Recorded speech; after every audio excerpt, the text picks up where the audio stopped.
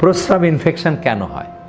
প্রস্রাবতন্ত্রের মধ্যে যদি রোগ জীবাণু ঢুকে পড়ে তার বংশ বিস্তার করে, মানে একা বসবাস করলে হবে না, স্বামী স্ত্রী বসবাস করলে হবে না, তাদের সন্তান সন্ততি নাতিপুতি এইরকমভাবে জন্ম দিতে দিতে দিতে যখন এই নানান রকম জন্ম হতে হতে 10⁵ এর বেশি জন্ম হয়ে যাবে, সংখ্যাতিরিক্ত এই ব্যাকটেরিয়া বা রোগ জীবাণু দেখা দেবে প্রস্রাবতন্ত্রের মধ্যে, তখনই আমরা সেটাকে বলবো প্রস্রাব ইনফেকশান।